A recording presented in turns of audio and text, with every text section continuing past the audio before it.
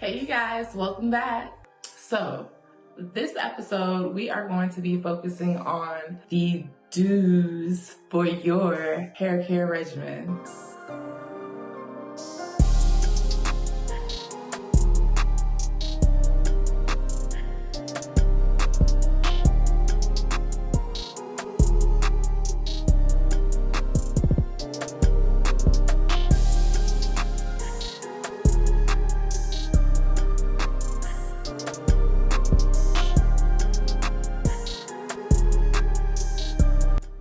Hey you guys, welcome back to my channel, Super Dope Vegan with the green thumb. So have you guys ever wondered or realized why it's been so popular that the shampoo isn't included in the service anymore? Like, I've noticed that most stylists want you to come already washed and clean.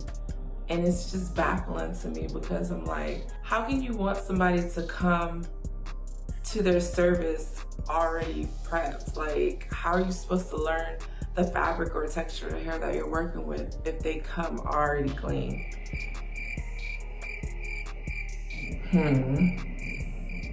This episode we're going to be focusing on key things that you should want to experience when you are getting it washed. Let's begin. So before you begin a service, your stylist should be examining your scalp. When they're looking at your scalp, they should be basically seeing the condition of it.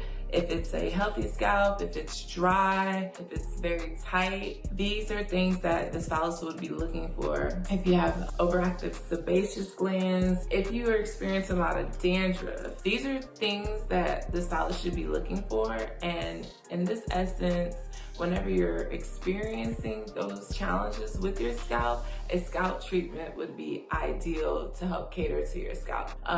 Different brands have different types of scalp treatments. Most of them contain tea tree or menthol in it, so that'll be like calming and soothing to the scalp. Again, the whole purpose of it is to just help to make a tight scalp more flexible, or to help stimulate the scalp in general if you do it just to be healthy, just because. So scalp treatments are very, very important. They would be like the first step or first part of your service. You would get the scalp treatment first, and then after the scalp treatment, you will move on to getting your hair washed and picking the appropriate products from there.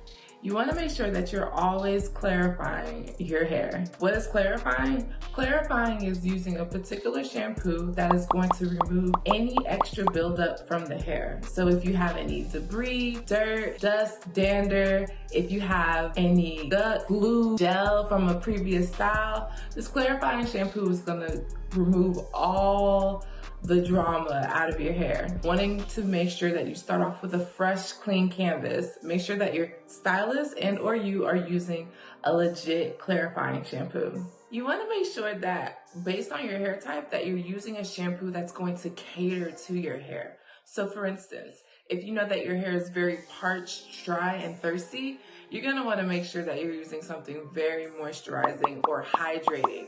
Those are the words that you're going to look for, the keywords that you'll look for whenever you're dealing with products. And or another example would be if your hair is very frail and fragile, then you might want to look for something that is strengthening and that has protein that's going to build up your hair. You're always going to want to make sure that you condition your hair. So if we use a clarifying shampoo or shampoo to cater to our hair type and have our cuticle expanded and wide open, don't worry, I'll have a little hair analogy video coming up. But you want to make sure that you are using a conditioner to help seal that cuticle. So if you think of your cuticle as little shingles on the roof, if they're wide open, you want to make sure that you're using something with the appropriate pH to just seal that cuticle back down. The conditioner is going to be your friend for that. So you want to make sure, again, based on your hair type, that you're using the appropriate conditioner, whether it's for moisture, strength, or even just something well balanced if your hair is overall healthy. Another route to take would be deep conditioning. With deep conditioning, pretty much it's optional. In a perfect hair utopia, you could get a deep conditioner weekly. However, based on your schedule and how often you go to the salon, at minimum every 2 weeks, you should be getting a deep conditioner. And the purpose of the deep conditioner is just to help the overall porosity of your hair. So keep in mind, your hair is non-living once it passes the epidermis. So once it breaks through past the skin and it leaves that area at the root that has the blood flow and the nutrients, it's no longer living. So how do you take care of it? You have to take care of it with product. So when people say, oh, I don't use product on my hair, I don't like products, nah, buddy, you need product. You need product to help to embrace your hair and take care of what's left over, because technically your hair is pretty much like a flower, a beautiful rose or a sunflower, that's my favorite. And basically it has to be nourished. So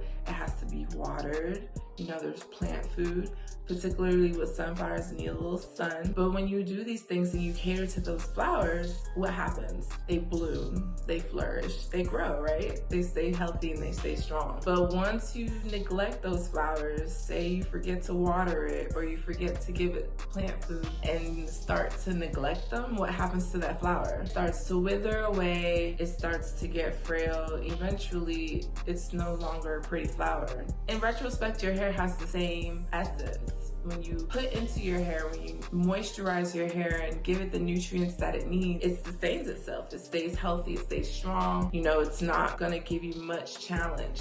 However, when you neglect your hair and you start to not cater to its needs, then that's when it starts to get weak or brittle or dry and eventually starts to break and fall out. Just keep that in mind anytime you're dealing with your hair, that you want to relate it to like a flower. Your hair is a beautiful flower that can grow. So we talked about how you need to clarify. We talked about how you need to make sure that you're catering to your hair type with the shampoo that you use. Also making sure that you condition to seal your cuticle. All in all, these are the things that you should be looking for before the stylist even touches your hair, or before you even style your hair. You want to make sure that you really take care of your crown and cleanse it really well. Whether it's you doing a scalp treatment, a deep conditioner, whatever it may be, please make sure that you clean your crown before you style it.